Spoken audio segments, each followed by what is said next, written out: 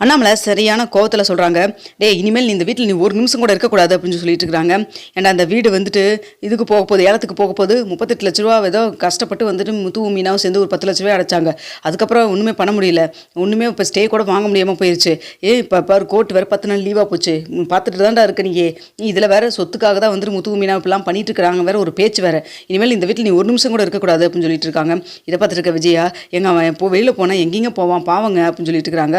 போகட்டும், என்னமோ பண்ணட்டும், நீ தானே அவனோட உடந்தையா இருந்தா, நீ அவனுக்கு சப்போர்ட் பண்ணி நீ இந்த வீட்டில் இருக்காது, கிளம்பி போயிட்டே இரு சரியா அப்படின்னு சொல்லிட்டு இருக்காங்க.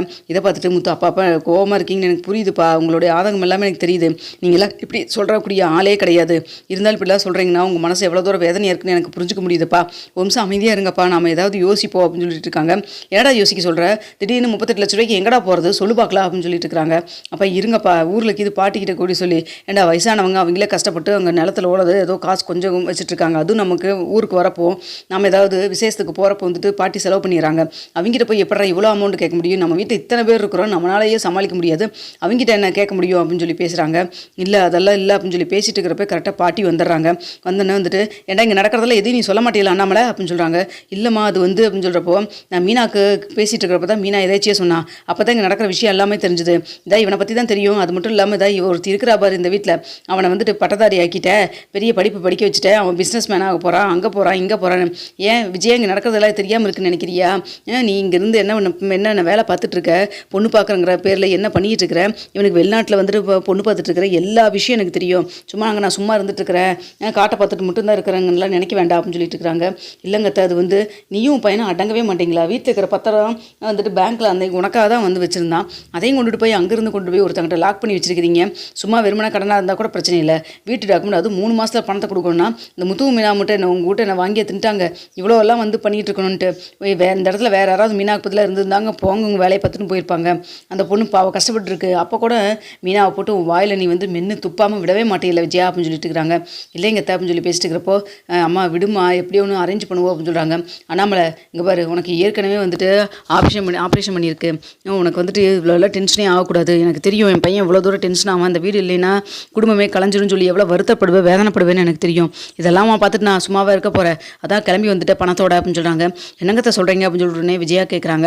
அப்போ மீனா இருந்துட்டு, என்னங்க பாட்டி சொல்கிறீங்க அப்படின்னு சொல்லி கேட்குறப்போ, ஆமாம் இதெல்லாம் நான் பார்த்துட்டு சும்மா இருக்க போகிறதில்ல, ஆனால் அதோடு சேர்ந்து இன்னொரு முடிவு எடுத்து வந்திருக்கேன், அதுக்கு யாரும் மறுப்பு சொல்லக்கூடாது அப்படின்னு சொல்கிறாங்க. இதை பார்த்துட்டு வந்துட்டு முத்து சொல்கிறாரு, பாட்டி நீங்கள் என்ன பண்ணி முடிவு எடுத்திருந்தாலும் அது நல்ல முடிவாக தான் இருக்கும், கண்டிப்பாக நாங்கள் எல்லாருமே ஏற்றுக்கிற மாதிரி தான் இருக்கும் அப்படின்னு சொல்கிறாங்க.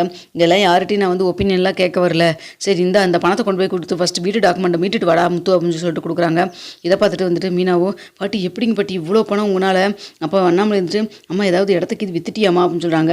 அதெல்லாம் விற்க உள்ள ஒன்றும் இல்லை, நம்ம சொத்து நம்ம கையை விட்டுலாம் போகாத மாதிரி தான் நான் பணத்தை அரேஞ்ச் பண்ணிட்டு வந்திருக்கேன், அதை பற்றி நீங்களாம் ஒருத்தரும் கவலைப்பட வேண்டாம், ஃபஸ்ட்டு டே முத்து போய் இப்போ 1 மணி நேரத்தில் அந்த பணத்தை எல்லாம் கட்டிட்டு மீதி அந்த டாக்குமெண்ட்டை வாங்கிட்டு வாடா அப்படின்னு சொல்லிட்டு இருக்கிறாங்க.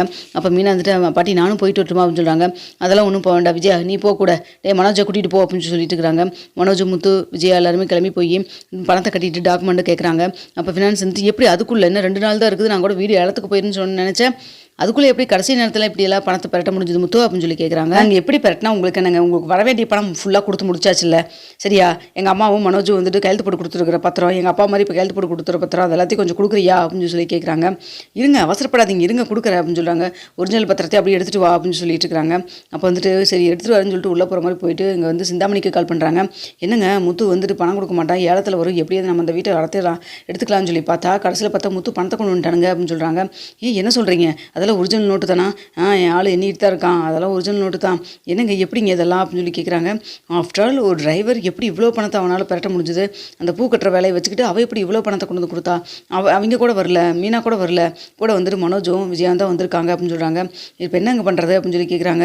அப்போ வந்துட்டு யோசிக்கிறாங்க, இருங்க ஒரு நிமிஷம் இருங்க யோசிக்கணும்ல அப்படின்னு சொல்லிட்டு இருக்கிறப்போ சொல்கிறாங்க, இதுக்கு மேலே நம்மளால் காலம் தாழ்த்த பண்ண முடியாது, இந்த டாக்குமெண்ட் கொடுத்து தான் ஆகணும் போல இருக்குது அப்படின்னு சொல்லிட்டு இருக்கிறாரு இங்கே ஃபினான்சியரும். அப்போ வேறு வழி இல்லாமல் சிந்தாமணியும் சரி கொடுத்துருங்க, வேறு வழியில் எப்படியாவது நம்ம அந்த வீட்டை அடையிறதுக்கு நம்ம ட்ரை பண்ணுவோம் அப்படின்னு சொல்லிட்டு இருக்கிறாங்க.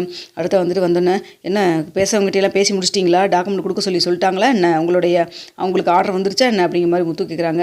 என்ன முத்து தேவையில்லாமல் பிரச்சனை பண்ணுறீங்க, நான் எல்லாம் ஒன்றும் பிரச்சனை பண்ணல, சிந்தாமணிகிட்ட தானே இப்போ பேசிட்டு வரீங்க அப்படின்னு சொல்லி கேட்குறாங்க. இவனுக்கு எப்படி தெரிஞ்சு அப்படின்னு சொல்லிட்டு, இங்கே பாருங்கள் உங்கள் டாக்குமெண்ட் உங்கள் கைக்கு வந்து சேரும், அதோட நிறுத்திக்கிங்க, நான் சிந்தாமணிகிட்ட பேசுகிறேன், யார்கிட்டையும் பேசுகிறேன், அதை பற்றி உங்களுக்கு என்னங்க அப்படின்னு சொல்லிட்டு இருக்கிறாங்க.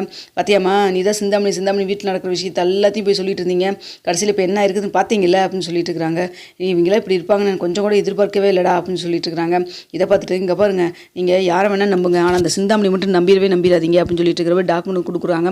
இதை வாங்கிட்டு எல்லாம் கரெக்டாக இருக்கான்னு செக் பண்ணிக்கிங்க அப்படின்னு சொல்கிறாங்க. முத்து எல்லாத்தையும் பார்த்துட்டு கரெக்டாக இருக்குது அப்படின்னு சொல்லிட்டு, இங்கே பாடுறா இனிமேல் இந்த ஆளுகிட்ட வந்துட்டு ₹1 கூட கடன் வாங்கக்கூடாது, சரியா தலை வச்சு படுத்துறாத, அதெல்லாம் ஆளே சரியே கிடையாது அப்படின்னு சொல்லிட்டு இருக்கிறாங்க. என்ன முத்து உங்களுக்காக வந்துட்டு 3 மாதம் டைம் கொடுத்தேன், இல்லைன்னா அன்னைக்கே நான் வந்து வசூல் பண்ணியிருப்பேன், வீடு நேரம் வந்துட்டு வெளியில் வந்திருக்கோம், நீங்களாம் ரோட்டுக்கு வந்துருந்துருப்பீங்க, அதெல்லாம் விட்டுட்டு உங்களுக்கு ஹெல்ப் பண்ணதுக்கு கடைசியில் இப்படியெல்லாம் சொல்லுவீங்களா நீங்கள் அப்படின்னு சொல்லிட்டு இருக்கிறாங்க. இங்கே பாருங்கள் உங்கள் சாவகாசமே ஆகாது, அம்மா கிளம்புங்க வாங்க அப்படின்னு சொல்லிட்டு கிளம்புறாங்க. அவங்க கொடுத்த டாக்குமெண்ட்டு சைன் பண்ணி டாக்குமெண்ட்டு அடமானத்துக்காக வந்துட்டு வச்சிருந்த டாக்குமெண்ட் எல்லாத்தையுமே வாங்கிட்டு வீட்டுக்கு கொண்டு போய் அண்ணாமலைகிட்ட கொடுக்குறாங்க. அப்போ வந்துட்டு பாட்டி வாங்கி பார்க்குறாங்க. இதில் ஒரிஜினல் இந்த பத்திரம் இனிமேல் என் கையிலேயே இருக்கட்டும், ஆனால் இந்த பத்திரத்தில் இன்னொரு பேர் இதில் மாற வேண்டியது இருக்குது அப்படின்னு சொல்கிறாங்க. என்னம்மா சொல்கிற அப்படின்னு சொல்லிட்டு அண்ணாமலை கேட்குறாங்க.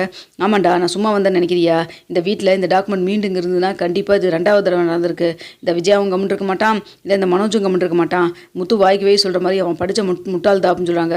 என்ன பாட்டி இப்படி திட்டுறீங்க அப்படின்னு சொல்லிட்டு உடனே மனோஜ் கேட்குறாங்க. இங்கே பாரு இனிமேல் இந்த டாக்குமெண்ட் இங்கே இருக்க வேண்டாம், இது என்கிட்டயே இருக்கட்டும், ஆனால் அதுக்கு முன்னாடி இந்த டாக்குமெண்ட்டில் ஒரு 2 பேர் மாற வேண்டியது இருக்குது, அதை மாற்றிட்டு நான் கொண்டு போய்க்கிறேன் அப்படின்னு சொல்கிறாங்க. யார் பேருமா அப்படின்னு சொல்லிட்டு அண்ணாமலை கேட்குறாங்க. வேற யார் முத்து மீனா பேர் அதில் இருக்கட்டும் அப்படின்னு சொல்லிட்டு இருக்காங்க. அவங்க தான் இந்த வீட்டுக்கு வந்துட்டு கவசமாக இருப்பாங்க, இந்த வீட்டிலேருந்து யார் வெளியில் போகக்கூடாதுன்னு நினைப்பாங்க, அது மட்டும் இல்லாமல் வீட்டில் இருக்கவங்க எல்லாரும் நினைக்கிற ஆளுன்னு பார்த்தா இவங்க 2 பேர் தான், இவங்க 2 பேர் பேரில் இருக்கிறதுனால தப்பு இல்லை அப்படின்னு சொல்கிறாங்க. ஆமாம்மா கரெக்டாக சொன்னேன், நானும் சொல்லலாம்னு நினச்சேன், ஆனால் இந்த விஜயாவும் இந்த மனோஜும் வந்துட்டு தேவையில்லாமல் ஏதாவது பேசுவாங்க தான் யோசிச்சு அப்படின்னு சொல்கிறாங்க. ஏன்டா அவன் வாங்கின கடன் தானே இப்போ அடைச்சிருக்குது, இனிமேல் அவன் பேசிடுவானா என்ன அப்படின்னு சொல்லிட்டு இருக்கிறாங்க. இல்லை பாட்டி அது வந்து நாங்கள் 3 பேர் பசங்க இருக்கோம், அவங்க முத்து பேரில் மட்டும் எழுதுனா இந்த பங்குக்கு மட்டும் நல்லா பேசிக்கிட்டு வாய்கிலேயே பேசிட்டு வரையே, உங்கள் அம்மா புத்தி உனக்கு அப்படியே இருக்குது, அதே இந்த கடனை கட்டுறதுக்கு அவங்க 2 பேர் பாடுபட்டாங்களே, நீ என்னத்தில் அதுக்கு பங்கு பண்ணிட்ட, ஆமாம் நீ வேறம்மா முத்து மீனா அவங்க டீ கூட குடிக்காமல் உட்காந்து கஷ்டத்துக்கு கடன் அடைக்கிறதுக்காக ஓடிட்டுருக்காங்க, இவன் பிரியாணி வாங்கிட்டு வந்து உட்காந்து தின்னுட்டு இருந்தா தெரியுமா அப்படின்னு சொல்கிறாங்க. டேய் நீ எல்லாம் என்னத்தை சொல்கிறேன்னு எனக்கு ஒன்றுமே புரியல, அதனால் வந்துட்டு டாக்குமெண்ட்டு இவங்க 2 பேரில் மாற்றி எழுதணும், நாளைக்கு ரிஜிஸ்ட்ரேஷன் வச்சுக்கலாம், டாக்குமெண்ட் ரெடியாக நான் வாங்கிட்டு ஊருக்கு கிளம்பி போயிட்டே இருக்கிறேன் அப்படின்னு சொல்லிட்டு இருக்கிறாங்க. அத்தை என்னங்க அத்தை இந்த ரவி இருக்கான், ரவி பேர்லையும் சேர்த்து எழுதலாம்ல, இல்லை பரவாயில்ல ரவி உனக்கு இதில் தான் பிரச்சனையா அப்படின்னு சொல்லிட்டு கேட்குறாங்க. பாட்டி முத்து மேலேயோ இல்லை மீனாண்டி மேலேயோ எழுதுறதுல எனக்கு எந்த ஒரு பிரச்சனையும் இல்லை அப்படின்னு சொல்லிட்டு இருக்கப்போ ஸ்ருதி சொல்கிறாங்க. கரெக்டான ஆளை தான் நீங்கள் செலக்ட் பண்ணியிருக்கீங்க, கரெக்டானதாக அவங்க இந்த வீடு எல்லோரும் ஒன்றா இருக்கணும்னு சொல்லிட்டு மாமாவுக்கு அடுத்து நினைக்கிறது அவங்க தான், அவங்க கிட்ட அவங்க பேரில் இருந்தால் கண்டிப்பாக இந்த வீடு பிரிஞ்சிடாது, பத்திரமாவும் இருக்கும், அது மட்டும் இல்லாமல் நீங்கள் கொண்டு போய் டாக்குமெண்ட் வச்சுக்கிறது இன்னும் சேஃப்டியாக தான் இருக்கும் அப்படின்னு சொல்லிட்டு இருக்கிறாங்க. இதெல்லாம் பார்த்துட்டு அண்ணாமலைக்கு ஒரே சந்தோஷமாயிருது. சரி நான் போய் என்ன ஏதுன்னு சொல்லிட்டு பத்திர ஆஃபீஸில் பாட்டு வரேன்ப்பா அப்படின்னு சொல்லிட்டு முத்து கிளம்புறாங்க. இங்கே மீனா வந்துட்டு சமையல் கட்டுக்கு சாப்பாடு செய்யலான்ட்டு போகிறாங்க. அப்போ வந்துட்டு இங்கே பாரு மீனா நீங்கள் வெயிட் பண்ணு, உனக்கு பூ ஆடுறதெல்லாம் இருக்கலாம், நீ போய் அந்த வேலையை பாரு. விஜயா என்ன பண்ணிட்டு இருக்க, போ கிச்சனில் போய் எனக்கு நல்லா வாய்க்கு ருசியாக சாப்பாடு செஞ்சு போடும், வீட்டுக்கு வந்தால் நான் தானே ஆக்கி போடுறேன், இங்கே வந்தால் மாமியாருக்கு செய்ய முடியாத அவனால் அப்படின்னு சொல்லி கேட்குறாங்க. இல்லைங்கத்த அது வந்து அப்படின்னு சொல்கிறப்போ போய் செஞ்சு சூடாக சாப்பாடு எடுத்துகிட்டு வாப்போ அப்படின்னு சொல்லிட்டு அனுப்பிச்சி விட்றாங்க. இவங்க வந்தாவே எனக்கு வேலை தான், கொஞ்சம் கூட இதே இல்லை, இந்த மீனாவுக்கு அப்படியே துளிர்ட்டு போயிடும் அப்படின்னு சொல்லிட்டு கவரிச்சு கூட்டிக்கிட்டே வந்து மறுபடியும் கிச்சனுக்கு போகிறாங்க விஜயா.